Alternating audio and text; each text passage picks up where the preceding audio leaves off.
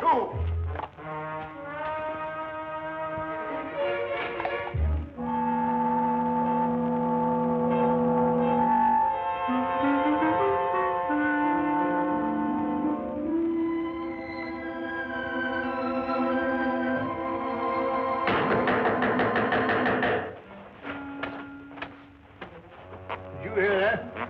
No difficulty.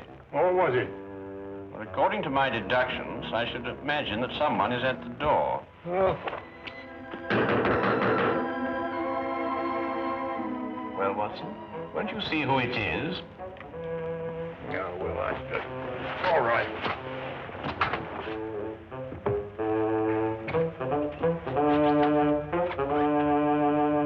How do you do? Out of my way, imbecile.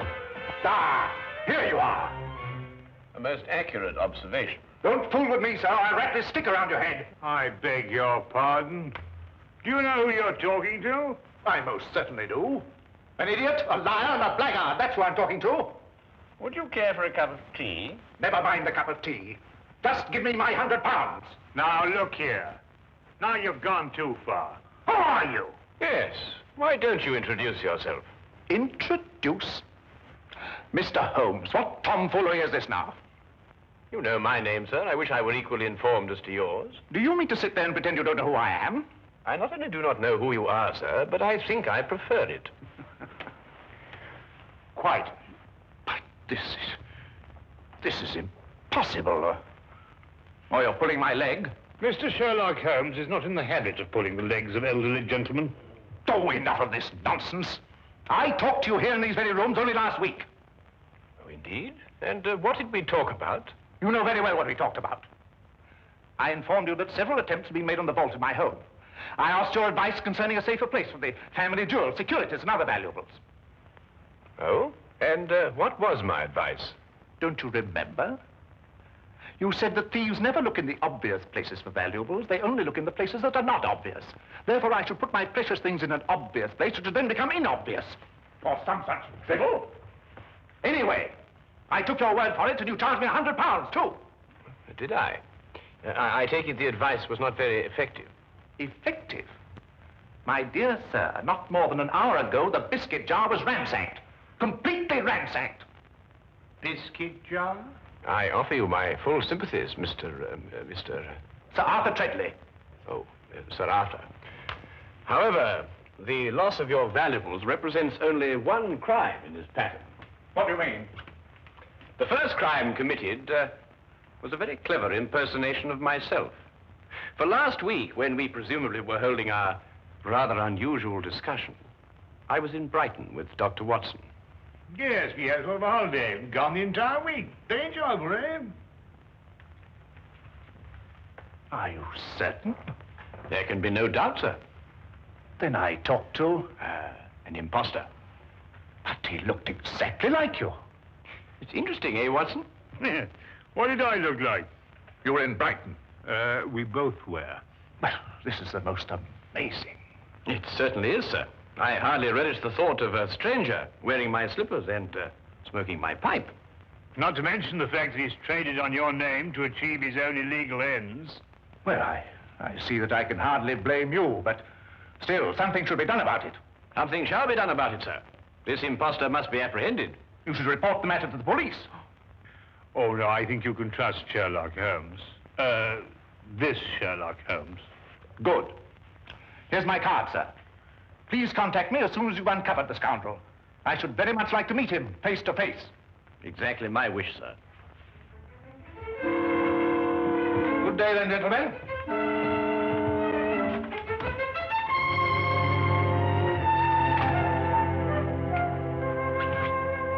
All the nerve, all the impudence breaking in here and pretending to be Sherlock Holmes. I was thinking about that biscuit jar, Watson. I must say my alter ego certainly had a good deal of audacity. He's back. Oh, I hardly think so, Watson. Hello, Inspector. Ah, Lestrade. Holmes? Oh.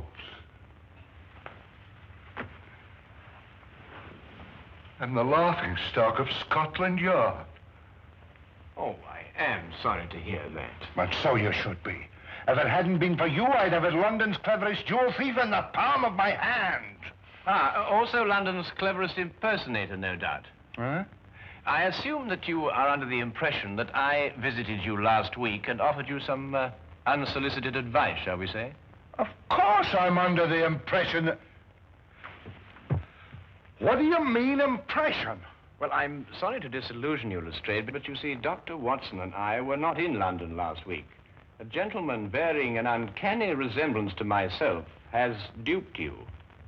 I don't believe it. You just won't admit to an error of judgment. Oh, no, Holmes. I'm not accepting that excuse. We were in Brighton, and we can prove it. Ridiculous.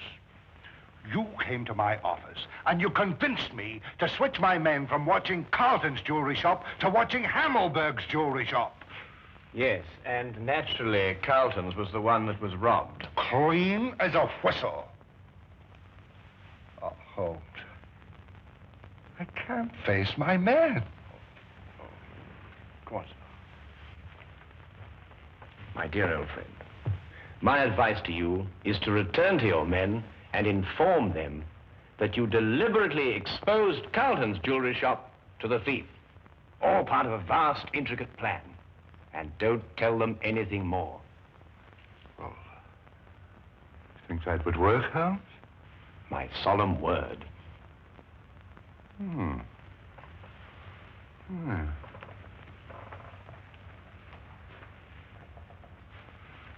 I'll do that, Holmes. That's just what I'll tell them. They won't be able to make me out, will they? No. You will continue to be a puzzle to them. Yes. Oh, thank you, Holmes, thank you. Oh, by the way, you weren't serious about that impersonator, were you? Quite serious. Ridiculous.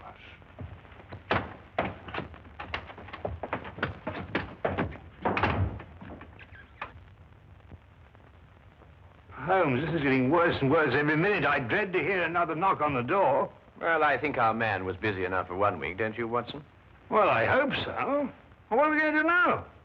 Well, to catch an impersonator, it may be necessary to bait the trap with a piece of imitation cheese. What? I say, Holmes, must we continue with this ridiculous act? Absolutely essential. Well, I don't feel very dignified. Dignity is not the issue, Watson. It is justice and revenge. How long do we go on for? Well, until the right man calls on us. Look here, we've already seen dozens of diplomats and reporters. Are you sure none of them was the right man? Quite sure, Watson. But I have every confidence our man will call on us before very long. Sooner or later, he must see for himself the fabulous Maharajah of Gandor. And to say nothing of the Maharajah's fortune in jewels. Well, I wish I was still plain Dr. Watson. Mr. Hadley Bellingbrook of the London Weekly News desires an audience with the Maharajah. Very well, ask him to wait for a moment. That's all right, Watson.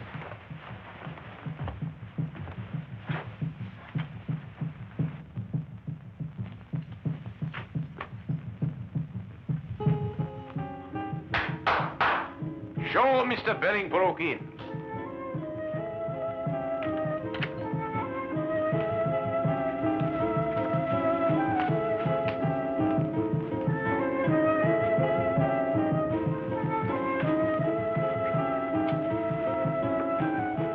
I am Afantur Man, the Grand Vizier to the Maharajah. We welcome you. How do you do? Please to follow me. The Maharajah of Gandor, Mr. Bellingbrook. Would you state purpose of visit? Well, I'd like to get an interview with the Maharajah for my newspaper.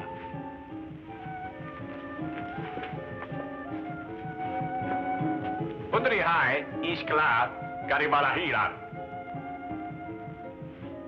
We grant interview. First question, please. Well, actually, I wanted to do what we in London call a feature story. Naturally, I know that every newspaper has already covered the fact that the Maharajah is honoring us with a visit.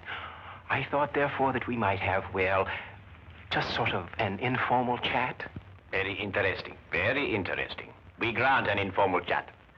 Thank you. Your Highness, the population of London has heard a great deal about your jewels. I wonder, would you tell me what their value is? You may say for publication that the Maharajah's jewels are worth well in excess of £500,000. I see. And would the Maharajah consent to reveal to us just how he protects such a vast fortune? The Maharajah retains 30 men whose sole task it is to guard the vast wealth. Very interesting. Yes, but it is not the fear of death that disturbs the Maharajah. Oh? May I inquire just what it is that disturbs the Maharajah? Mr. Bellingbroke, we are faced with a delicate situation. May we take you in our confidence? Oh, yes, of course. Well, the truth is that the Maharaja's daughter is in love with a young Englishman. I had no idea. Oh, it is all too true, but we are plagued with doubts. Doubts? Yes. We would like to know if the young man is sincere in his affections, or, as you might term it, is he a fortune hunter? So you see, to most men, £500,000 is a fortune. That is a serious problem. Indeed, we would ask you in the greatest confidence if you could recommend to us a private individual who could carry out some discreet investigations into the young man's background and motives, huh? Have you not heard of Sherlock Holmes? Sherlock Holmes? No. The name falls strangely on our ears. I assure you, sir, the man is a master in matters of this nature. Then perhaps he is the one we seek. I'm sure he would be delighted to assist you. However, he is quite busy. I can't say exactly when he will be available. Then perhaps you could manage to have a word with him and persuade him to give us an interview. Indeed, I shall. I will inform you the moment that he's in a position to accept the Maharajah's problem. We will be present when the time comes. You have been of great assistance. Already you have lightened the royal burden. You will find Mr. Holmes most helpful. There is no secret, however intimate its nature, that you cannot entrust to him. Oh, indeed, indeed. As we say in our country, a wise man is a quiet man. Oh, most true. And now, may I ask the Maharajah another question? No, please, please. The Maharajah is fatigued with the interview. The Maharajah bids you good day. Oh, yes, of course. Your visit has been most pleasing to us. Good day, Mr. Bellingbroke.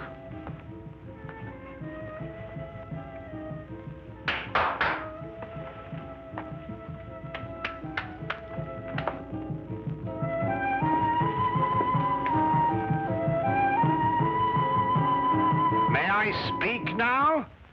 Certainly, Watson. What would you like to say? Eh? Oh, no, nothing really. Oh. Look here, Holmes. Why did you tell that fantastic story, something about a daughter and an Englishman? Well, you're aware, of course, that Mr. Bellingbroke was not a member of the press. Oh? Seemed legitimate enough to me. Hardly. You see, there were no signs of the true journalist about him. The seat of his trouser was not shiny from constant application to a chair, nor were the elbows of his coat shiny from constant application to a desk. Yeah? His spectacles were mere props being made of plain glass. Plain glass? Good Lord, how did you determine that? Well, Mr. Bellingbroke is nearsighted. It was quite evident from the manner in which he took those notes that the glasses were no use to him whatsoever. Oh, I see. All right, then, granted Bellingbroke isn't Bellingbroke. Well, who is he? I mean, he doesn't look very like you, does he? Well, that's true, Watson. I think we shall learn more about our mysterious friend when he arranges that interview for me with Sherlock Holmes. Yes, I believe he resides at 221B Baker Street. A charming man, too, from what they say.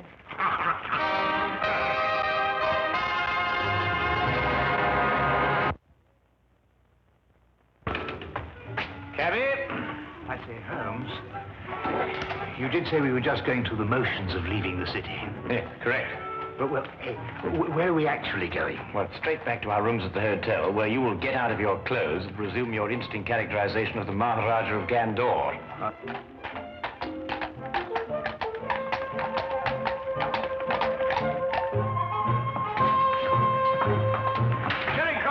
my good man, and hurry. We have a train to catch.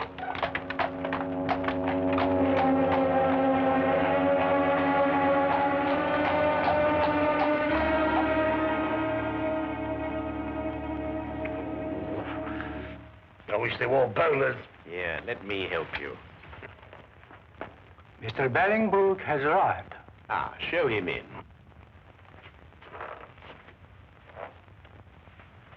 Maharajah. Huh? Ah, Mr. Bellingbrook. We greet you in peace and in hope.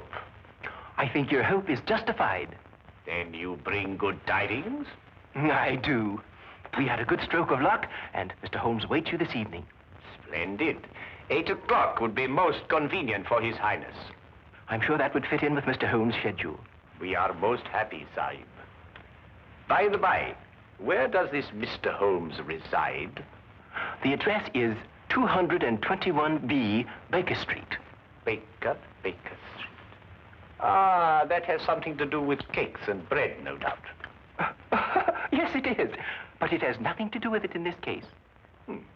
Odd name for a street. But however, we shall be there at the appointed hour. Good day, Mr. Bellingbrook. Holmes, if this is your idea of a joke, then our friendship is at an end. Not to mention my career with the Yard. I give you my word, Lestrade, I am utterly serious. And what could be fairer than that? I know. It just seems peculiar, this business of sneaking up to your place and arresting Sherlock Holmes. At 8 o'clock tonight. But suppose he isn't there. Suppose we burst in, guns drawn, and find the flat empty.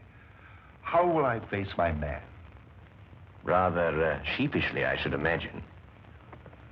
Look, Lestrade, the imposter is using our flat because he thinks we've left the city. Yes, I know. But it will be a tremendous fillip for you, Lestrade. Your name will be on the lips of every man, woman, and child in London. Every man, woman, and child, eh, Holmes? All right, I'll do it, Holmes. Wilkins? Yes, sir. Have Hennessy and Clybourne report here at 7:30 tonight. Yes, sir. Oh, and you'd better be here, too. Very good, sir. One thing more, Wilkins. If anything goes wrong tonight, you know with whom the responsibility will lie? Well, I hardly like to say so. You're in enough difficulty as it is, sir.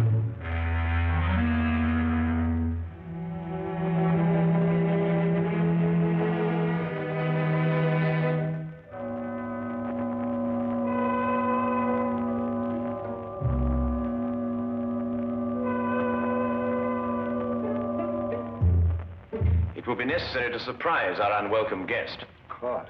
I suggest, therefore, that we gather one by one in the hallway of the house. Watson, you stroll by first and then duck in. Right. Next Lestrade, then Wilkins, and finally myself. What about Clybourne and Hennessy? Hennessy, you ought to go around the corner and station yourself at the back of the house. And mind, keep a good lookout. And Clybourne, you remain here and watch the front of the house. Now, is everything understood? Good. Then let's be off.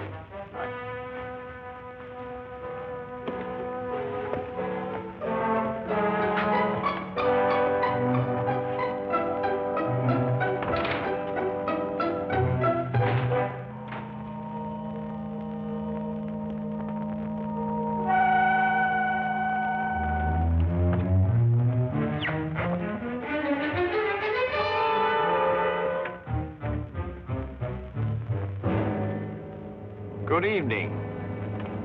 Very good. I must say the resemblance is quite remarkable. It is remarkable, but I should have known better than attempt to deceive you, Mr. Holmes. My error. I think you'd better come along quietly. I have no other choice, have I? You quite outnumber me.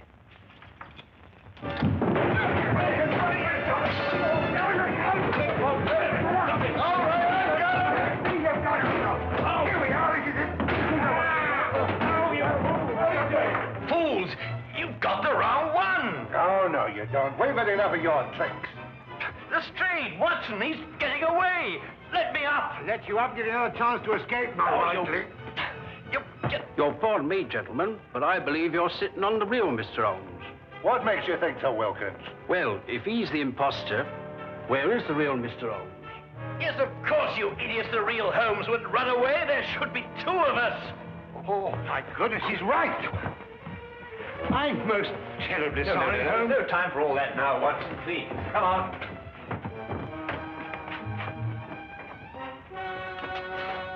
Mr. Holmes, what is it? Have you seen the imposter? No, sir. He got away. Look down the street. Hurry, man.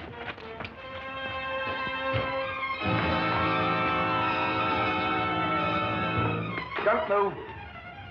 Previn, what are you doing? Why, Mr. Holmes just told me that the imposter... Oh, my goodness. Where did you see him, Previn? Right at my post. I don't know which direction he took. Well, he can't have gone very far. Yeah, what's that, Watson? Why, it's Putty. Mr. Holmes, Alfred. how did you get here so quick? Alfred, where was I when you last saw me? Right, down the street quite a way. And which direction was I going? Don't you know, sir?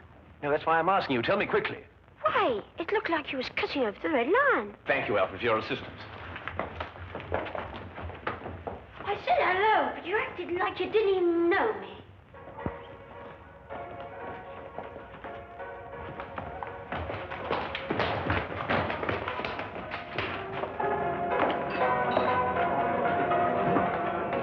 Make yourselves inconspicuous. I'll call you if I need you.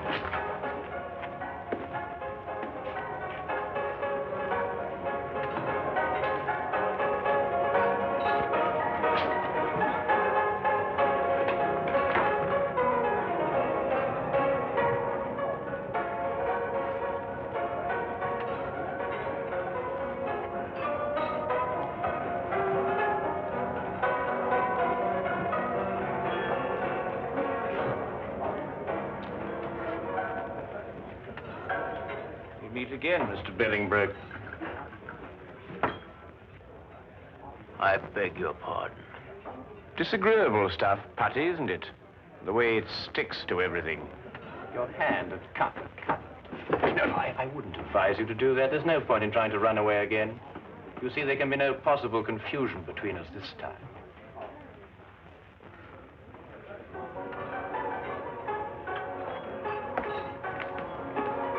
Here he is, Lestrade. But who is this man? Well, it's rather difficult to say. Sometimes he is a certain Mr. Billingbroke, and at others a certain Mr. Sherlock Holmes.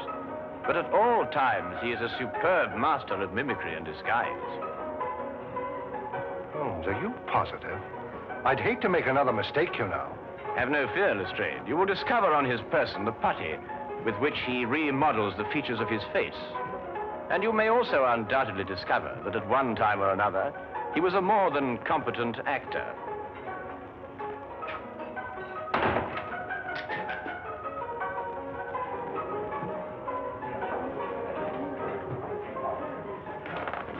But Holmes, I still... All right, all of you. Now move in. Come on, Tony, we can make a break for it. Just in the nick of time, Charlie boy. Here, give me the gun. Thank you. Now, won't you sit down opposite your partner? Aren't you Tony Simmons? No, I am Sherlock Holmes. And this, in yet another disguise, is Tony Simmons. And this is Inspector Lestrade of Scotland Yard, Dr. Watson, Sergeant Wilkins, and Officer Clybourne. Now, is everything quite clear? Wilkins, give me a hand. My head feels quite light.